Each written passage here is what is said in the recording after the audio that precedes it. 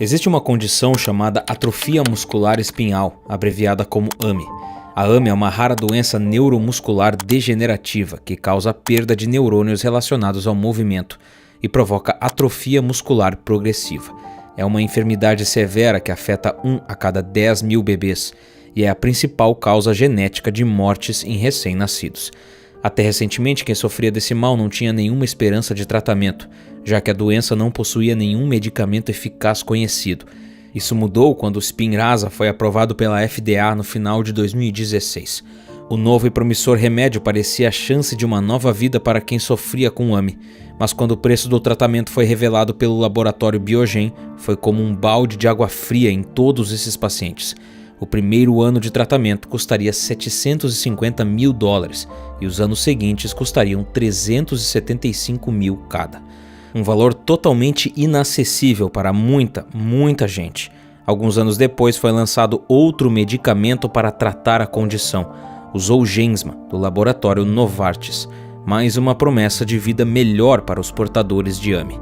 Mas se você achou o primeiro caro, se prepare, porque o Zolgensma custa mais de $2 milhões. Aqui no Brasil, o Zolgensma custa R$12 milhões, enquanto cada ano de tratamento do Spinraza sai a R$960 mil. São medicamentos revolucionários, sim, mas se os preços praticados pelos laboratórios parecem surreais, é porque eles são mesmo. A receita é simples, se não pode pagar, você não tem remédio, mesmo que isso signifique a sua morte. A indústria farmacêutica está repleta de escândalos e decisões totalmente desprovidas de ética. Mesmo assim, laboratórios gigantes escapam ilesos de alguns dos maiores absurdos do mercado. Mas por quê? Esse é um mergulho em alguns dos aspectos mais sombrios da indústria farmacêutica.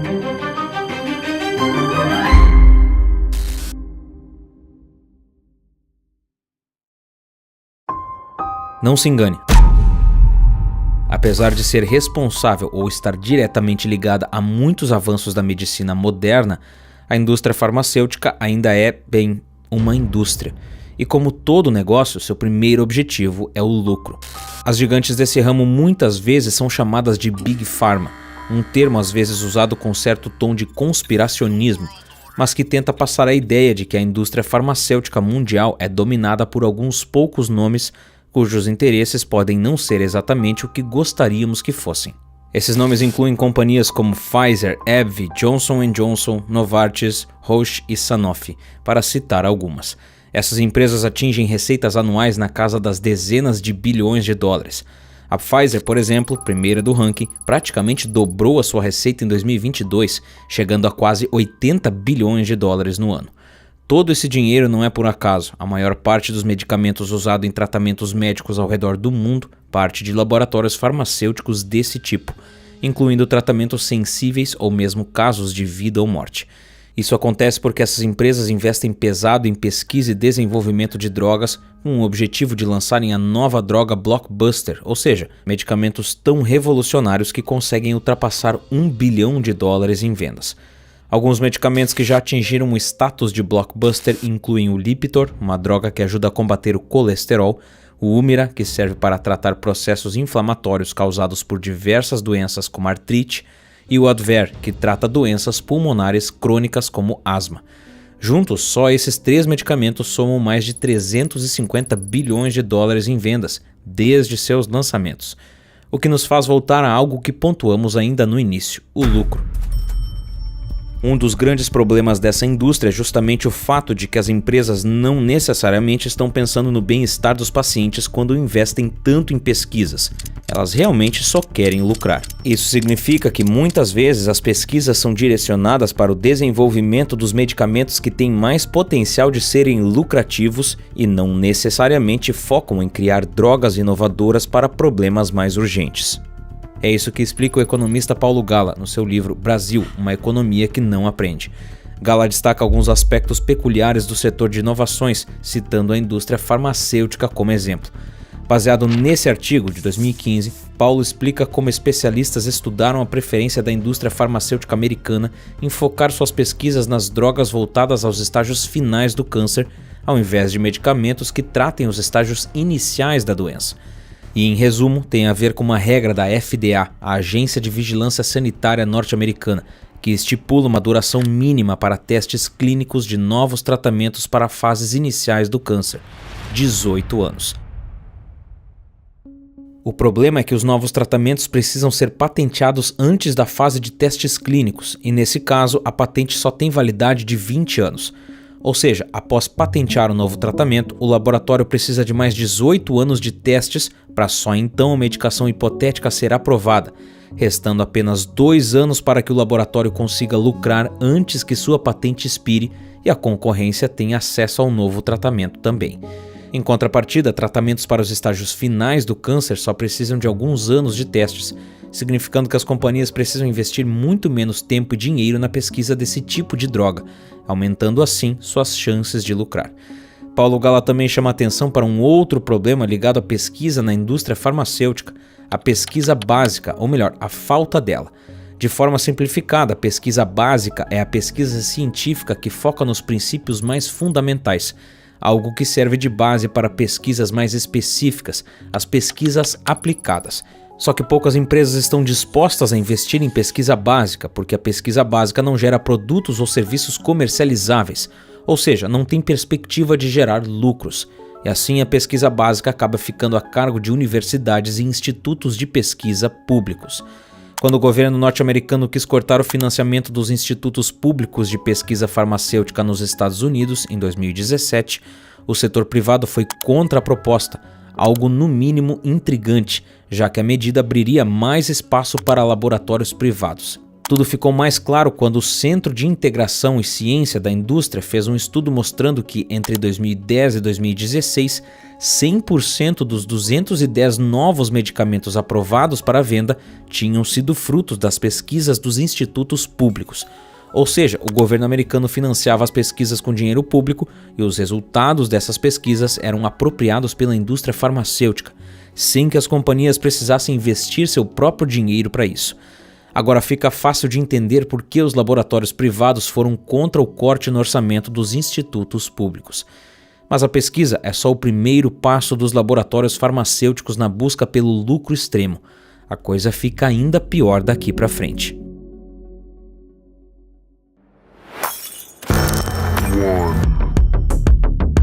A busca pelo lucro é algo comum, faz parte do nosso sistema econômico e não tem problema nenhum por si só. Quando ela ultrapassa barreiras éticas, a questão fica bem mais complicada. O fato é que a indústria farmacêutica tem uma capacidade ímpar de romper esses limites devido à própria natureza da sua área de atuação. Diferente de outros setores, a indústria farmacêutica lida com a vida humana. É ela responsável por criar e fabricar medicamentos essenciais nos serviços de saúde de todo o mundo. Medicamentos que muitas vezes são a última esperança de quem sofre com uma doença grave como câncer, AIDS, diabetes ou frequentemente necessários para dar uma vida normal a quem tem problemas como epilepsia, depressão e ansiedade. Como muitos medicamentos específicos são protegidos por patentes, isso significa que várias pessoas dependem de um único produto de um único fabricante para atingirem um mínimo de qualidade de vida ou simplesmente continuarem vivas. Isso dá um poder de barganha assustadoramente grande para os laboratórios. Afinal, as pessoas nessas situações não têm escolha senão pagar qualquer coisa para ter alguma chance. E esse poder eles não têm receio de impor. Conheça o Daraprim, ou pirimetamina. Ele é um medicamento usado há 70 anos no combate à toxoplasmose, uma doença parasitária que pode ser grave para mulheres grávidas ou fatal para pessoas com imunidade comprometida, como o paciente de AIDS. É uma droga pertencente à lista de medicamentos essenciais da OMS. Agora conheça Martin Shkreli, um investidor americano que acabou se metendo no mundo farmacêutico quando se tornou diretor da Turing Pharmaceuticals. Quando Shkreli assumiu o cargo na farmacêutica, ele comprou os direitos do Daraprim, que na época custava $13,50 por comprimido lá nos Estados Unidos. Assim que obteve os direitos, o diretor resolveu aumentar o preço do Daraprim mais de 5.000%, fazendo o remédio atingir o valor de $750 da noite para o dia. A ação gerou muita revolta, afinal o medicamento era vital para algumas pessoas e um aumento tão absurdo significava que muitos poderiam não ter mais acesso a esse medicamento. O caso ganhou todas as manchetes e as justificativas mais aceitáveis de Martin giravam em torno da necessidade de recuperar o investimento inicial no Daraprim e da necessidade de financiar novos remédios que pudessem tratar a toxoplasmose. Vale lembrar aqui que o mesmo remédio era vendido no Reino Unido por menos de $1. Aqui no Brasil, a medicação custa algo em torno de R$3. Só que Martin é um sujeito bastante peculiar e nunca escondeu que seu maior objetivo era obter o máximo de lucro possível para deixar seus acionistas satisfeitos. E em momento algum demonstrou algum tipo de remorso pelo aumento abusivo do Daraprim. O medicamento é usado por cerca de 2.000 pacientes por ano nos Estados Unidos, e é verdade que ele não é o remédio mais utilizado, mas ainda é uma medicação que salva vidas. Eu preciso te avisar que o vídeo a seguir pode te causar revolta, mas essa foi a resposta de Martin quando perguntado se ele teria feito algo diferente. I have two questions for you. The first is, if you could rewind the clock a few months, I wonder if you would do anything differently. And the second is, I'd like to know if you think corporate reputation matters. I probably would have raised the price higher, is probably what I would have done. Why? I think healthcare prices are inelastic. I could have raised it higher and made more profits for our shareholders, which is my primary duty. And again, Martin é extremamente debochado e parece sempre agir como se fosse a pessoa mais inteligente da sala. E não é difícil imaginar que suas atitudes tiveram um impacto bastante negativo na sua reputação. Definitivamente, ele não era o cara mais amado da América. O Congresso norte-americano fez com que Martin comparecesse a uma sessão interrogatória em 2016 para que o executivo desse explicações sobre o aumento repentino no preço do Daraprim. Martin Shkreli riu, debochou das perguntas e a cada vez que foi questionado simplesmente respondeu: on the advice of counsel, I invoke my Fifth Amendment privilege against self-incrimination and respectfully decline to answer your question. Apesar de agir como um canalha, o fato é que tudo o que ele fez foi dentro da lei. Mesmo um aumento de mais de $700, um aumento de mais de 5.000%. Inclusive, algumas pessoas passaram a admirar o executivo, afirmando que ele na verdade era um gênio por expor o poder que a indústria farmacêutica tinha na palma da mão, poder permitido pela própria lei americana. Martin Shkreli ficou conhecido como Pharma Bro e o mais odiado da América. Mais tarde, em 2018, foi condenado à prisão em um caso de fraudes em fundos de investimento, não relacionados com o caso Daraprim, onde cumpriu 4 anos de sentença e foi solto. Em 2022, Shkreli também foi condenado a devolver $65 milhões em lucros obtidos com o aumento do Daraprim. O preço da medicação nunca voltou ao normal. Mas algumas das coisas que Shkreli disse são fatos, e um deles é o de que ele não é o primeiro na indústria farmacêutica a praticar um aumento abusivo. Muitos laboratórios maiores fazem isso o tempo todo, só que ninguém parece admitir. No final de 2013, a Gilead Sciences recebeu aprovação para comercializar o seu novo medicamento contra a hepatite C, chamado Sovaldi. Só que o preço do tratamento foi definido em inacreditáveis $84 mil. Mas o problema não foi só o valor em si, mas a arbitrariedade com a qual ele foi estipulado. Basicamente, a medicação não deveria custar isso tudo, e os executivos da Gilead sabiam disso. Eles discutiram opções de precificação entre $50 mil e $115 mil, tentando chegar a uma espécie de equilíbrio onde o preço fosse o mais lucrativo possível, sem que a reputação do laboratório fosse muito afetada, chegando ao preço nada abaixo de $84 mil. Outro fator que fez a Gilead escolher o preço foi a possibilidade de cobrar valores similares nos próximos medicamentos também, criando uma espécie de padrão de valores e garantindo lucros duradouros. Um outro caso famoso envolveu 2 medicações produzidas pelo laboratório Genentech da gigante suíça Roche, o Avastin e o Lucentis. O Avastin é um medicamento inicialmente usado no tratamento do câncer, mas os oftalmologistas descobriram que a droga também surtia efeito no tratamento de DMRI, ou degeneração macular relacionada à idade, uma condição que causa a perda gradual da visão. Logo, muitos médicos ao redor do mundo adotaram Avastin como tratamento dessa condição. Quando o laboratório percebeu que poderia estar lucrando muito mais com isso, eles resolveram lançar um novo medicamento, o Lucentis. A diferença é que o Lucentis foi anunciado para tratar especificamente a DMRI, mas logo se descobriu que possuía o mesmo efeito que o Avastin, só que custava muito mais caro. Enquanto uma injeção de Avastin custava algo em torno de $50, a de Lucentis custava mais de 2.000 pelo exato mesmo tratamento. Ou seja, Martin Shkreli estava certo em dizer que o problema do superfaturamento de remédios é um problema generalizado da indústria farmacêutica. Mas ainda tem um outro tipo de escândalo nessa indústria que não tem a ver com preço, embora custe muito caro para quem é vítima.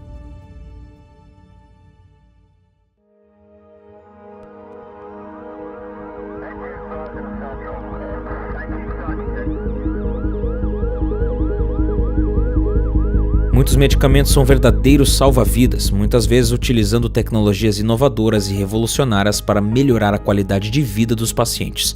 Mas o fato é que muitos remédios vêm com um preço que não é medido em dólares ou reais. Todos os medicamentos podem gerar algum tipo de efeito colateral. Na maioria das vezes, esses efeitos são leves, no máximo algumas dores de cabeça, sonolência ou náuseas. Mas às vezes esses efeitos podem ser muito graves, chegando até mesmo a ameaçar a vida do paciente. Há também os casos de que vamos falar aqui, onde os laboratórios sabem de efeitos colaterais graves, mas de forma cruel e antiética preferem omitir essas informações de todo mundo.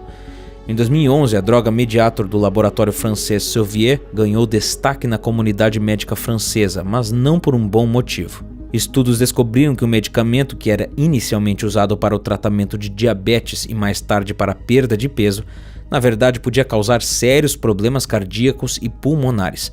Foi estimado que só na França até 2.000 pessoas podem ter morrido em decorrência do uso de Mediator, durante os 33 anos de comercialização da droga. O Mediator foi retirado de circulação em 2009, mas o laboratório Servier foi acusado de omitir por anos os graves riscos de saúde envolvidos no uso da substância.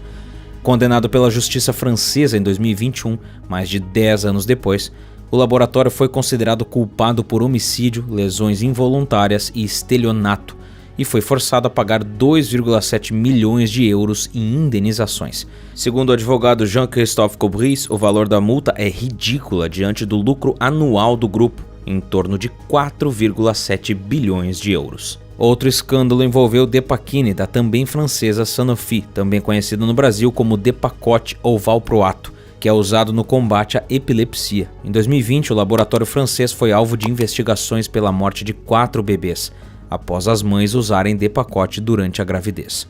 Há anos já se sabia do risco de malformação do feto com o uso de Depakote, como mostra esse comunicado da Anvisa de 2011.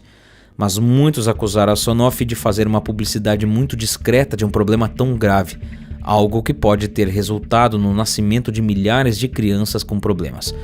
Em maio de 2022, a Sanofi foi condenada a pagar 415 mil euros à família de uma criança vítima do Depakote, que nasceu com um tipo de autismo. A justiça determinou que a Sanofi sabia dos riscos, mas não mencionava isso na bula comercializada na França. Mas esse tipo de escândalo não é de hoje. Nos anos 60 e 70, um medicamento chamado Primodus era usado como teste de gravidez. Fabricado pela alemã Schering AG, as primeiras preocupações surgiram ainda em 1967, quando foram feitas as primeiras ligações do Primodus a malformações e morte de fetos. Isso porque o medicamento à base de hormônios continha substâncias contraceptivas, equivalentes a 40 comprimidos contraceptivos modernos. Só que o Primodus só foi retirado do mercado em 1978, 11 anos depois, e o laboratório nunca assumiu a culpa pelo caso. O escândalo permaneceu quase 4 décadas enterrado e só voltou à tona quando novos documentos levaram a Sky News a lançar um documentário sobre o caso em 2017, contando todos os detalhes e as histórias das vítimas. Um problema semelhante também aconteceu um pouco antes do Primodus, mais precisamente nas décadas de 50 e 60. Nesse caso, a substância se chamava talidomida, uma droga usada como sedativo e calmante. A talidomida foi produzida por um outro laboratório alemão, o Chemie Grünenthal, companhia que ainda existe hoje com o nome de Grünenthal. Pouco tempo depois da sua introdução, a talidomida era usada também para enfermidades comuns em grávidas como gripes, resfriados e náuseas. Em 1956, o medicamento era comercializado por 14 farmacêuticas diferentes em 46 países, sob licença da Chemie Grünenthal. Curiosamente, um dos poucos países onde a talidomida não foi comercializada foram os Estados Unidos, onde a FDA rejeitou a droga. Mas o fato é que só depois de 5 anos após a sua introdução em 1961, foram levantadas as primeiras suspeitas de que o medicamento tinha uma relação com a malformação de bebês, que podia afetar os membros, o cérebro, a visão e a audição dos fetos. Foi o médico australiano William McBride que fez as primeiras denúncias e no mesmo ano o medicamento foi formalmente retirado da quimio-grunental. Só que muitas versões continuaram circulando mundo afora e é estimado que mais de 10 mil crianças nasceram com problemas devido à talidomida até 1962. A talidomida também afetou crianças brasileiras. A substância foi introduzida por aqui em 1957 e só foi em 1965 retirada de circulação, 4 anos depois do resto do mundo. Só que na prática isso não aconteceu, já que a talidomida passou a ser usada para outros fins, como o tratamento da hanseníase. O resultado é que o Brasil foi o único país a ter 3 gerações afetadas pela síndrome da talidomida, tanto que em 82 foi sancionada a Lei 7.070, que garantia pensão vitalícia às vítimas da talidomida. Essa situação foi retratada com mais detalhes pelo documentário Tá Faltando Alguma Coisa, da Associação Brasileira dos Portadores da Síndrome da Talidomida, disponível em talidomida.org.br e aqui no YouTube. Atualmente a indústria farmacêutica é movida pelo lucro, embora isso seja o padrão para a maior parte da economia global, algo completamente natural. A busca incessante por cifras cada vez maiores frequentemente acaba deixando em segundo plano a preocupação com questões éticas. Quando falta ética em uma indústria que tem um impacto direto na saúde humana, uma série de consequências como as que vimos hoje acabam acontecendo e se repetindo de novo e de novo. Infelizmente, parece pouco provável que isso vá mudar em um futuro próximo. Um estudo recente mostrou que de 1999 a 2018, a indústria farmacêutica americana gastou quase 5 bilhões de dólares em lobbying, em esforços para pressionar o governo federal americano a aprovar ou rejeitar medidas baseadas nos interesses dos laboratórios. Ou seja, existe toda uma estrutura montada e muito bem estabelecida para que os grandes laboratórios tenham muito mais poder do que deveriam. Se a indústria farmacêutica parece estar doente, qual remédio pode ser capaz de curá-la? Agora eu quero ouvir de você qual a sua opinião sobre a indústria farmacêutica e suas artimanhas para lucrar cada vez mais. Comenta aqui embaixo. Se você quer descobrir o que eu chamo de algoritmo humano e como você pode usar ele para levar um canal no YouTube de 0 a 100 mil inscritos, confere uma aula grátis no primeiro link da descrição ou apontando a câmera do seu celular para o QR Code que está na tela, antes que essa aula saia do ar. Agora, para descobrir o que está acontecendo com os shoppings e sua suposta decadência nos últimos anos, confere esse vídeo que está aqui na tela. Aperta nele aí que eu te vejo lá em alguns segundos. Por esse vídeo é isso, um grande abraço e até mais.